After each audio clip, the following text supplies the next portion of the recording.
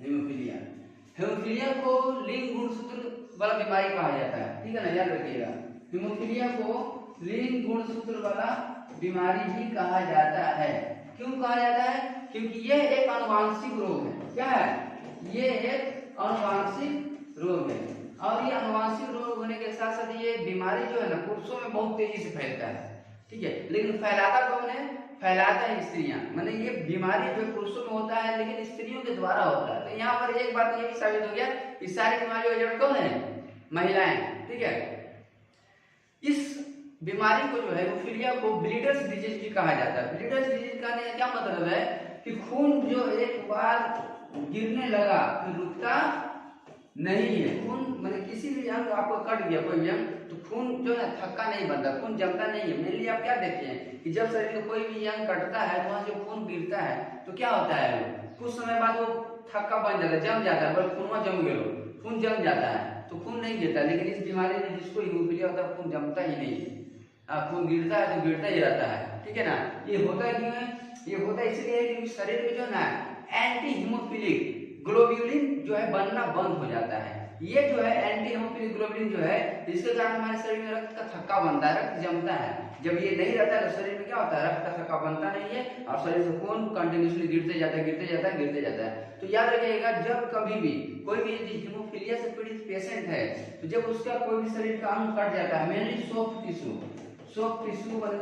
मुलायम तक जो है या जॉइंट वगैरह जो है कहीं कट जाता है, तो हमेशा याद रखिए उसके उस भाग को लाइट वेट से बांध दीजिए और उसको अचल अवस्था में स्प्लिट के सहारे बैठा करके लटका करके उसको रखना चाहिए, ताकि क्या होता है रोगी का जान ऐसे में बच जाता है। यदि प्रारंभिक रूप से ये उपचार न किया जाए प्रारंभिक समय में तो क्या होता है वो जान से हाथ देता है, रोगी मर जाता है। तभी वो डॉक्टर के पास लेके जाते हैं, बोलते आप 10 मिनट पहले आते हैं, बहुत सारा खून इसका शरीर से गिर चुका है, अब इसे बचाया नहीं जा सकता है। तो ये छोटी छोटी जो बातें होती है किसी का जान बचा सकता है, ठीक है ना। मेनली आप देखेंगे कि जब महिलाओं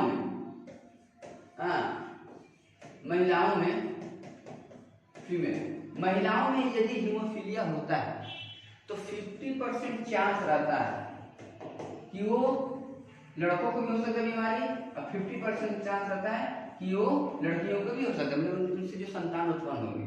महिला किसी को नहीं छोड़ती है, लड़का लड़की मतलब दोनों को बीमारी देगी, पुरुषों को भी देगी और महिलाओं को, उससे जो बच्चा जन्म ले रहा है लड़का लड़की दोनों को बीमारी दे देगी, हीमोफीलिया ग्रसित बच्चे जन्म लेंगे। सपोज दैट एक्स जो महिला है, एक्स वाई ये पुरुष है, क्रॉस जब करवाएंगे डबल एक्स वाई, ठीक है। फिर इस एक्स से इस एक्स में, फिर इस एक्स से इस वाई में, ठीक है। तो यहाँ पर क्या होता है 50% देखिए एक्स मिलेगा, 50% चांस है कि बॉयज में भी हो जाता है और 50% चांस है कि गर्ल्स में भी हो जाता है, ठीक है। लेकिन वही हीमोफीलिया यदि पुरुषों में होता है, माने मेल में यदि हीमोफीलिया है, हीमोफीलिया बीमारी यदि पुरुषों में है तो क्या होता है ना, जो भी उससे जो बच्चे जन्म होते हैं, मतलब बच्चे तो महिलाओं से जन्म लेते हैं, लेकिन उनके जो बच्चे होते हैं पुरुष ग्रसित है हीमोफीलिया से, तो जो संतान जन्म लेने वाले हैं तो लड़कों को हीमोफीलिया नहीं होगा। जितनी लड़कियां जन्म लेगी वो लड़कियां क्या होगी, हीमोफीलिया से ग्रसित होगी। तो ये था हीमोफीलिया के बारे में छोटा सा जानकारी, ठीक है। वीडियो अच्छी लगी तो वीडियो को लाइक करिए, सब्सक्राइब करिए, शेयर करिए।